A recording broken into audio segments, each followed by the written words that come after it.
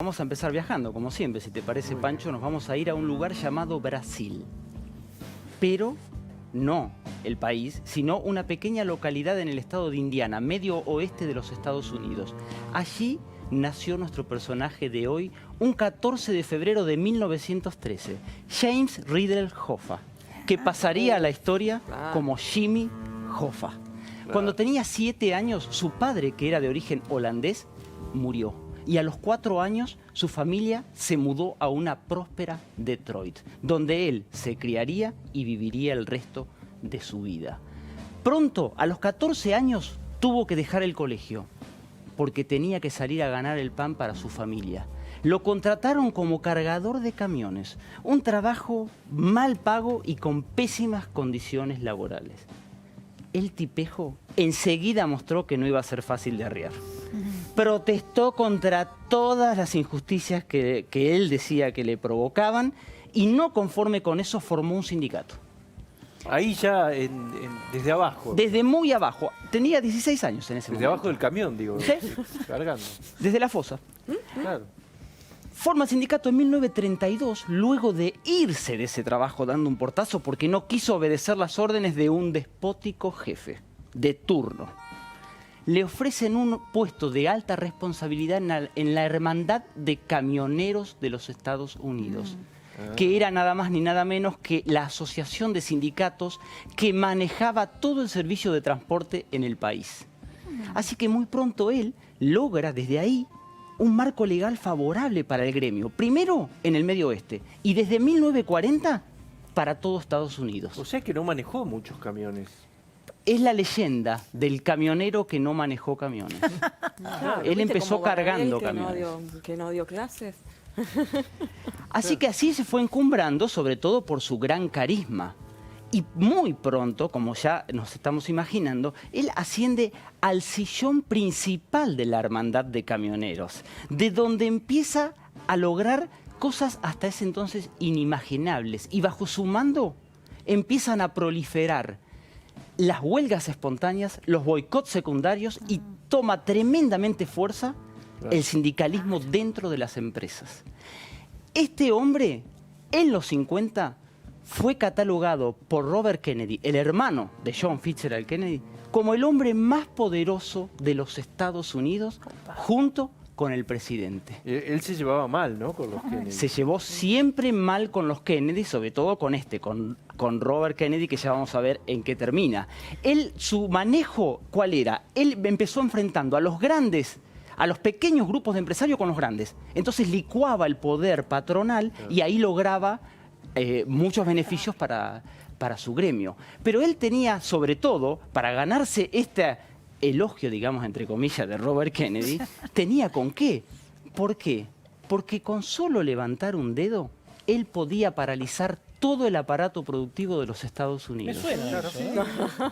Sí, ¿no? En una época, querido Pablo, sobre todo, donde la red ferroviaria en los Estados Unidos ya no era lo que había sido.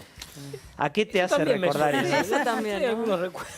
Así que este tipejo, que a los 14 años Igual había terminó tenido... distinto hasta ahora, pero bueno. Sí, sí. A ver. Vamos viendo hasta dónde llega el paralelismo. ¿Te gustaba el fútbol también? De la camiseta roja de algunos que jugaban al béisbol, podemos decir. ¿Cuenta en Suiza? Los Red Sox. Los Red Sox. Los Red claro, Sox. los Red Sox. No, yo digo, terminó distinto la historia de los países, ¿no? No quiero comparar. sí. A ver si interpretan mal. Bueno, pero en ese país, en los Estados Unidos, de mediados de siglo, este chico que a los 14 años había tenido que salir a trabajar para parar la olla Claro. en su casa, ahora era uno de los hombres más influyentes de los Estados Unidos. Manejaba el mayor sindicato de los Estados Unidos y, como siempre nos gusta decir, había amasado una considerable fortuna. Estaba en su mejor momento tocando el cielo con sus afiliados. Pero siempre hay un pincelazo que te quita la personería jurídica. Cuando menos lo esperas. Al bueno de Jimmy ya le empezaron a contar las costillas porque se decía que andaba en entreveros con la mafia. El propio Robert Kennedy, Pancho, ya siendo fiscal general de los Estados Unidos, logra que lo condenen a Hoffa a 13 años de prisión por haber sobornado a un jurado con la ayuda de la Cosa Nostra. Nixon lo indulta, sale, 4 años, cumple nada más de la pena, pero cuando sale de la cárcel, Jimmy Hoffa ya no es el mismo. Y la mafia, sobre todo, lo considera un obstáculo. El 20 de julio de 1975, Jimmy Hoffa va a un restaurante de las afueras de Detroit a juntarse con 2 líderes de la mafia. Jamás volvió a su casa. El cuerpo nunca apareció. Ah, ¿nunca apareció? 7 años después, en 1982, fue declarado presuntamente muerto. Pero la realidad, la verdad de lo que pasó con Jimmy Hoffa, al día de hoy, No se sabe. es una incógnita. Había algunos que decían que había sido un estacionamiento, no quedó claro, ¿no? Eso. Hay muchos, hubo un testigo que antes de morir dijo que él lo había llevado encañonado, alguien dijo que lo vio encañonado en el auto. Todos suponemos que obviamente murió. El tema es de qué manera y cómo hicieron desaparecer el cuerpo, porque fue un gran misterio, incluso en Los Simpsons salió. Tremendo. Todos salen Y en Colonia Seré, bueno, camioneros seguramente hay, porque Hay. Pero en Seré hubo un tipo que casi sin saber manejar manejó un camión. Manolo Guerra. Estaba Manolo Guerra, sí, le decían bolsa de los mandados. Bolsa de los Sí, lo mandados. manejaba la vieja. Y Manolo tenía el club del recreo, él regenteaba eso, pero claro, él casi obligado por la circunstancia y por su mujer, Elvira, obligado, se convirtió en camionero, pero no en cualquier camionero. El camionero que transportaba manzanilla. Porque yo ya les conté a ustedes que en Seré hay furores. Hay furores. Como así yo les conté también lo de la miel, la fiebre de la miel, claro. se provocó un furor por la manzanilla. Ah, sí. En esa época, Guada, Seré era Ámsterdam a mediados del siglo XVII. Vos le ponías canales, maestro, y era Ámsterdam. La única por la diferencia era que manzanilla que en vez de una brotaba. burbuja con tulipanes, era la burbuja de la manzanilla. Y ahí, claro, él estaba ahí y empezó a copiar, porque tenía la pista grande del club, y empezó a copiar ahí manzanilla. Pero en un momento Elvira, que lo manejaba, la vieja, le dijo, escúchame una cosa, empezá a traer vos, de los campos. La manzanilla crecía como nada, en ese momento era silvestre, era una jauja, era un negocio redondo para todo. Y Se se exportaba, vendía- se exportaba. se acopiaba en otro lugar más grande, después, posteriormente, regional, y de ahí iba a Hamburgo. O sea que lo que el Jimmy Hoffa de Seré iba a transportar terminaba en el puerto de Hamburgo. Principal comprador. Y venían dólares. Venían dólares que los acumulaba, no todos el Jimmy Hoffa de Seré, pero bueno, me parece verlo sentado en la esquina del Club Los 11, ya en sus últimos años, lo vi yo, con la silla eternamente al revés. Camisita blanca, bombachas batarazas, alpargatas y gorra de grafa con visera, maestro, que hacía juego con la bataraza. Siempre así. Pero bueno, se compró un camión canadiense, años 50 y pico. Se lo compró al sodero del pueblo, esos que andaban los militares antes. Sí. Él andaba. Un Panzer era menos peligroso que Manolo arriba. ¿Por qué? Porque Manolo había salido medio obligado. Manolo no sabía bien manejar. Jamás se lo vio en un auto, nada, y manoteó el canadiense y salió.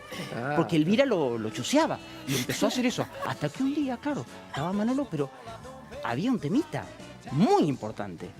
Manolo, así como la incógnita de Jimmy Hoffa es una de las más grandes del siglo XX, la segunda Era de es Manolo. Manolo y la marcha atrás. Manolo no sabía, no podía, tenía fobia, se le atrancaba el cambio. Tenía fobia. Jamás se lo vio marcha atrás a Manolo. Era viste que a impresionante. veces es difícil, depende del camión, si es Nunca. viejo. Claro. Siempre va adelante. Manolo siempre va adelante, y en la estancia lo conocían, porque ya una vez, como él había encarado con tal de no dar marcha atrás, encaró para el lado de los hilos y rompió 2 o 3. Las estancias ya le hacían lugar porque era Ni un un peligro. paso atrás. Era impresionante, Manolo iba a decir. Y además quedó el dicho: qué tranquilo está el camino, vieja, che, no anda nadie. Claro, él iba por el medio de la calle con el gran camión y toda la fila atrás, no miraba espejo, nada. Era un desastre. Pero claro, claro, ¿para qué quiere los espejos si no puede hacer marcha atrás? Claro. no se manejaba con la marcha atrás. Pero en un momento, así como Hoffa se extendió del medio oeste estadounidense hacia todo el país, él también iba a ampliar su área de influencia. Llegó un día el acopiador regional de Pehuajó, vio todo lo que tenía, vio el canadiense y le dice, escúchame una cosa, amigo, usted tiene que expandirse, usted haga completo, le falta un eslabón solo. Lleve allá, vaya a Pehuajó y lléveme en el camión. Claro, y Manolo no le gustaba mucho la idea porque él no estaba muy ducho en la ruta tampoco. Pero ¿Y claro, cuántos kilómetros tenía que hacer? 100, maestro, pero que te apretara Elvira era Todo para peor adelante, que... sí. Claro, era peor que chocar. Era peor que te apretara la cosa nostra. O sea, lo de Jofa iba a hacer nada. Elvira lo miró y le dice, escuchame, es buena plata. Porque el tipo le había dicho, es buena plata. La manzanilla es oro en polvo. Así que encaró Manolo. Pero quedó la postal de Manolo, porque él tenía miedo hasta de cargar gasoil. Entonces él miraba, si había amontonamiento en la playa, de cargar, él no iba. Él se ponía a distancia y esperaba. Horas esperaba, maestro, ahí. Tomaba mate. A ver si había que hacer marcha atrás. No, él no quería maniobras. Él cuando veía despejado iba. Y el tipo le decía, sí, lo vimos, lo hemos visto, amigo, ha tenido un problema allá en la ruta. No, estoy controlando un poco el todo, dice, me tomo mi tiempo. Claro, él quería andar solo. Así que arrancó para Pehuajó.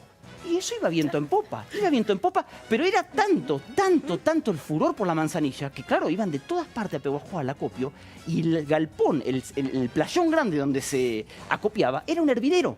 O sea, entrar ahí era un Tetris. Vos tenías que entrar perfecto. Pero Manolo, siempre precavido de no tener que ir marcha atrás, se ponía atrás de todo él. Bien atrás, medio taponando la puerta, pero cuando todos salían, iban así, que él salía también. Claro, un día de calor que rajaba la tierra.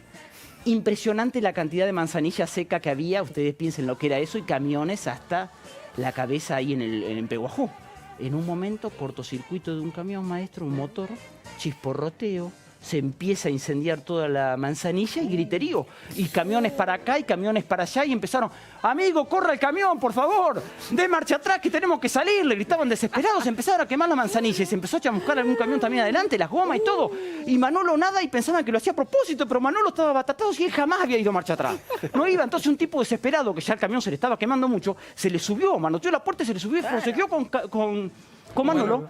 Pero no hubo caso porque se atrancaba. O sea, el misterio mayor lo puede llegar a saber ese camionero. Sí, andaba mal la palabra. Se vino, el fuego empezó a venir, medio le quemó la trompa del canadiense, llegaron los bomberos y la apagaron bastante. Pero se arruinó un montón, los camiones chamuscados, todo, y el tipo, el tipo del acopio, el mismo que lo había convencido, dijo, nada, este hombre es muy bueno, pero es un peligro. Yo la verdad que no puedo tenerlo más, así que bueno, Manolo se quedó sin la jauja, Uy, se le terminó. sin el trabajo y teniendo que explicarle a la Cosa Nostra, a los líderes, Cosa Nostra. en el restaurante. Lo peor fue que ya no le dijeron más bolsa de los mandados. ¿Cómo le A dijeron? partir de ese momento en Seré el nombre que le pusieron fue Gallo de Riña, ¿Por qué? porque nunca va para atrás. Nunca menos, ¿no?